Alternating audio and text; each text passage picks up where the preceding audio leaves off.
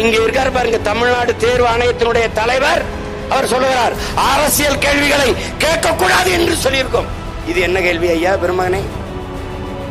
இது அறிவியல் கேள்வியா, இல்ல வரலாற்று கேள்வியா, இல்ல புவியியல் கேள்வியா, இயற்பியலா, வேதியியலா, உயிரியலா, மயிரியல்? இதுதான் மயிரியல். அது திராவிட மயிரியல். இவங்களை கொளுத்தணுங்கிறது எதுக்கு தெரியுமாடா? 50,000 ஆண்டுகளுக்கு மூத்த நம்மை, வரலாற்று பெருமை கொண்ட ஒரு இனத்தின் மக்களை, பேரரசனுடைய பேரன் பேத்திகளை, ஆதி மொழி தமிழ், ஆதி மாந்தன் தமிழன், அவனை இந்த திராவிட கட்சி தொடங்கிய காலத்திற்குள்ளே சுருக்குவாண்டான்.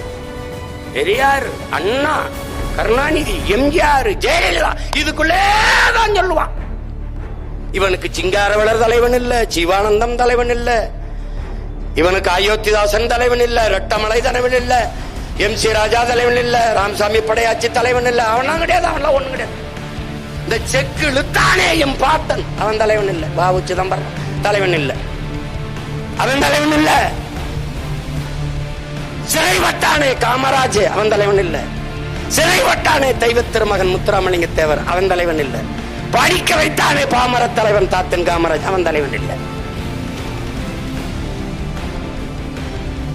வடக்கு எல்லைக்கு போராடினானே மாப்போ சிவஞானந்தம், சிவானந்தம், அவன் தலைவன் இல்ல. மாப்போ சிவஞானம் தலைவன் இல்ல.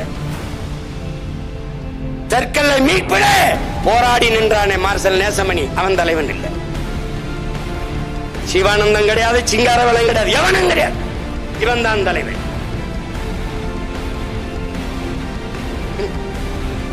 உலகத்தில் தமிழனை போனடே வர்க்க போராட்டம், கம்யூனிஸ்ட் வர்க்க போராட்டம் என்பது முதலாளித்துவ திரும்ப உழைக்கும் மக்கள் பாட்டாளி வர்க்கத்தை சுரண்டலை எதிர்த்து போராடி விளம்பிச்சுப்பாண்டா. ரெண்டே வயலடா நம் தாத்தை.